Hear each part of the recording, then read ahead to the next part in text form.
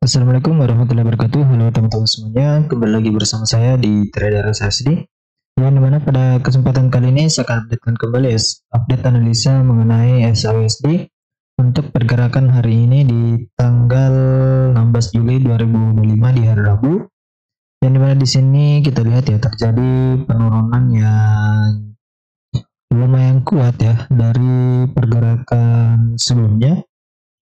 Dia terjadi pergerakan yang cukup ekstrim dari yang dimana ini dipengaruhi oleh data CPI dan juga inflasi yang rilis semalam ya, dan datanya lebih cenderung penguatan kepada indeks dolar ya. Dan di sini kita lihat juga untuk malam ini akan ada news PPI, dan juga untuk sebentar sore ada sebentar siang ya ada news Eropa ya mengenai inflasi rate tahunan. Jadi harap hati-hati untuk teman-teman semuanya juga ya. Malam ini juga ada news PPI. Untuk review newsnya nanti saya akan kirimkan di komunitas Telegramnya. Jadi silakan bergabung untuk teman-teman semuanya. Oke, di sini kita akan mulai untuk memantau seperti apa pandangan saya mengenai pergerakan SAUSD untuk hari ini ya. Dan kalau kita lihat di sini di time frame 1 jam ini ya, harga mengalami penurunan yang cukup dalam, dan di sini dia sedang membuat base area. Dan kita coba masuk ke time frame 4 jam. Di time frame 4 jam di sini terlihat kita garis trendline.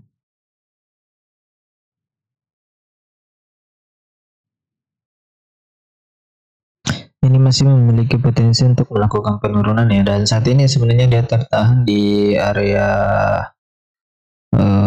RBS-nya juga ya di sini. Jadi kita harus waspada dulu untuk sementara di pergerakan kali ini. Oke, di sini kita lihat pergerakannya, dan jika dia masih tertahan di area ini di RBS-nya di harga 3330 dan 3323. Nah, di sini ada RBS di 3330 dan 3323.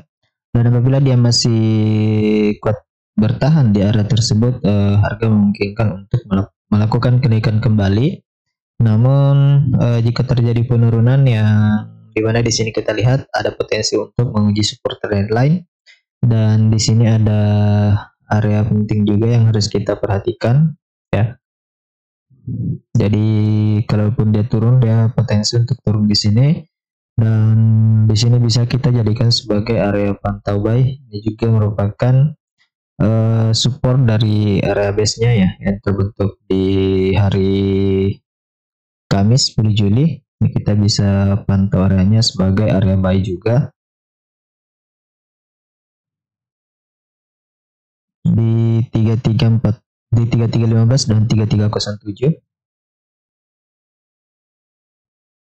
Ya, jadi untuk skenario nanti saya akan buatkan di sini. Kita lihat ya. Kita coba tarik juga garis Fibonacci retracement dari low-nya ke high-nya di area ini, di area buy-nya ya. Dia memiliki pantulan juga di 618-nya ya. Jadi ini bisa kita pantau juga untuk pergerakan hari ini. Di sini ada support, strong support ya.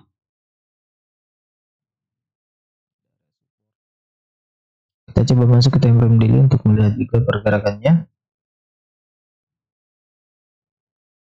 Kalau secara keseluruhan time frame daily ya, kalau kita garis trendline-nya ini masih dalam kondisi uptrend ya. Masih dalam kondisi uptrend. Kalau kita lihat bersama di sini, ini masih dalam kondisi uptrend ya untuk mencari area-area retracement-nya. Jadi kalau dia breakout, ada potensi penurunan lebih dalam ini ke 3345 ya, di kisaran area ini. Kalau kita melihat dari time frame daily-nya ya, kita tandain dulu di kisaran area 3263 dan 3241 ya. Dia bisa ke sana, tapi Jika dia tertahan untuk sementara di pergerakannya ini ya, perbesar dulu.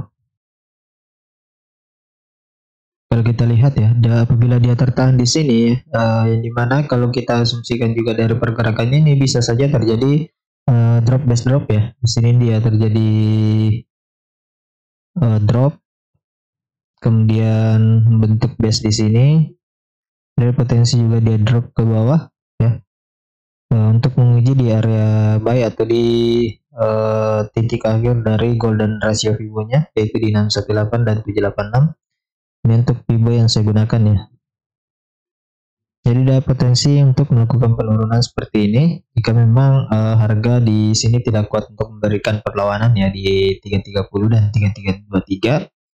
Namun apabila terjadi penolakan juga di area ini, dia bisa melakukan kenaikan untuk menguji di support yang sudah di breakout ya. Karena ini baru valid di breakout ya, semalam dia tidak terlalu valid untuk di breakout ya, ada rejection kuat. Jadi di sini juga areanya itu RBS-nya ya, kita tanda juga RBS areanya. Kemudian kita tarik Fibonacci retracement juga dari sini. Ini adalah golden Fibo-nya. RBS kita tandain dulu. SBR ya, support become resistant, berpotensi ya. 3341 dan 3345. Kemudian ini golden rasionya di 3348 dan 3356. Oke, kita sudah dapat. Ini kita hapus juga. Jadi kalau kita merujuk dari pergerakan saat ini, apabila dia breakout di bawah dari sini ya, dia akan menguji di support trend line dan juga di area buy ya. Jangan sampai dia akan membuat rejection lagi di sini untuk melakukan kenaikan menguji di area RPS. Nah, namun apabila dia memang SHUSD terus terjadi penekanan ya, ini juga ada area demand yang cukup kuat untuk sementara. Jadi kalau dia di breakout ya, jadi kalau dia di breakout di sini ya, kalau kita lihat di sini ya, jadi kalau dia di breakout ke bawah ya, kalau dia di breakout ke bawah, potensi untuk ke area demandnya di kisaran area 3295 dan 3283 ya. Tapi untuk menuju ke area tersebut ini ada dua area yang harus kita perhatikan ya, harus pantau. Dan selama dia masih tertahan di sini, kenaikan masih berpotensi ya di area SBR atau di golden ratio Fibo-nya. Jadi apabila nanti ketika terjadi kenaikan ya, ketika dia terjadi kenaikan kemudian dia breakout dari kemudian dia tertolak di area SBR, dia akan melakukan penurunan kembali. Namun apabila area ini tidak mampu untuk memberikan penekanan atau rejection kuat, maka dia akan melakukan kenaikan di golden areanya ya. Nanti kita akan pantau bersama-sama. Ini untuk sementara dari pantauan analisa saya ya. Untuk lanjut lebih tinggi dia harus breakout dua area ini ya. Ini ada beberapa area penting juga yang harus kita perhatikan ketika dia berhasil breakout dua area ini. Ya, kita tandain untuk antisipasi pantauan kita. Oke, jadi ini untuk pantauan saya ya untuk sementara. Jadi silakan dipantau untuk teman-teman semuanya seperti apa nanti pergerakan yang akan terjadi. Dan terlebih lagi untuk malam ini diharapkan juga harap hati-hati karena market saat ini sangat-sangat volatil dan dampak dari newsnya juga sangat signifikan, dan kadang prediksi news yang rilis itu tidak sesuai dengan data yang biasanya terjadi ya. Tidak seperti pada masih zaman-zaman Joe Biden, itu masih kita bisa dapat dapat memprediksi pergerakannya juga dengan hasil data news yang kita dapat dari beberapa informasi-informasi lainnya. Jadi untuk teman-teman semuanya, market kemungkinan untuk minggu ini akan banyak kejutan. Jadi silakan gunakan manajemen dengan baik ya. Jadi untuk sementara pantauan saya di SHUSD sementara seperti itu. Kita akan coba juga untuk masuk ke indeks dolar. Kalau kita lihat di sini indeks dolar terjadi kenaikan yang cukup luar biasa dari hasil CPI semalam, dan di sini kenaikannya memberikan kenaikan yang memang tidak tertahan ya dari area resisten yang ada. Dua resisten jadi breakout, dan di sini terjadi gap area, dan ini ada potensi untuk pembentukan flag bullish flag. Jadi cukup hati-hati juga ya, karena kali ini valid bisa saja indeks dolar lanjut melakukan kenaikan dan SHUSD akan terjadi penurunan lebih dalam lagi. Jadi harap hati-hati untuk teman-teman semuanya.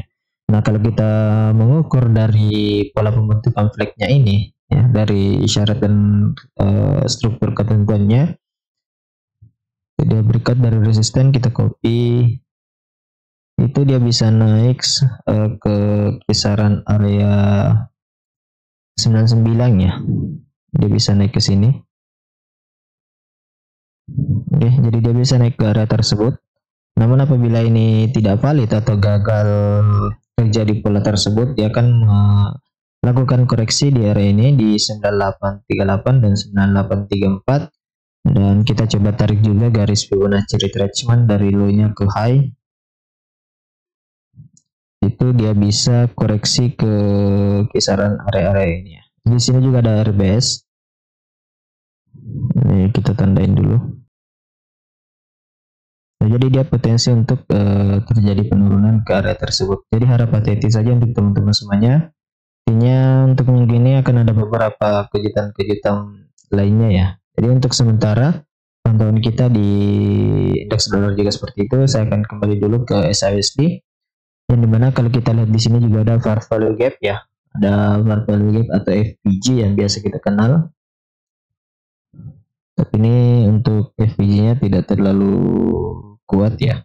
Sini ya, di sini ada FVG di temper 4 jam juga ya, ada FVG di area support SPR dan ke area ini di 3334. Jadi untuk sementara harap hati-hati saja ya untuk teman-teman semuanya.